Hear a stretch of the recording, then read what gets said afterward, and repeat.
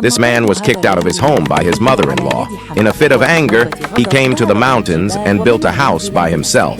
Since the man had originally come to their family as an orphan to be a live-in son-in-law, he thought he had finally found a place to belong in this life. But in the end, he fell out with his mother-in-law over some conflicts. His mother-in-law was always nitpicking. Small things like saying he didn't wash the dishes, big things like saying he still hadn't gotten out of bed at 4 in the morning. What's even more outrageous is that after the man spent a whole day working in the fields and came home, his mother-in-law actually refused to cook his meals. The man then brought this up with his wife, but to his surprise, his wife said he was being unreasonable, that he was bad-mouthing her mother behind her back, and even called him an ungrateful person, completely forgetting that it was this man who had been holding up more than half the household. Whenever there was work to be done around the house, he never rested, and even took over the chores that should have belonged to his in-laws. That's exactly why the wicked mother-in-law had the energy to point fingers at him, tear him down, and curse him. Hearing his wife's words, the man's heart turned to ash.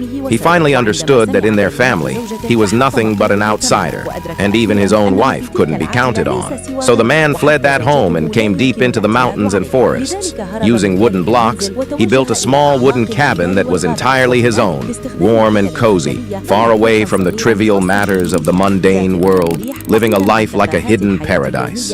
Only by watching until the very end do you realize what it truly means when they say the real masters are among the common people. A man with no one to rely on actually built an entire house all by himself. Now let's take a look at how this man managed to build a house completely on his own.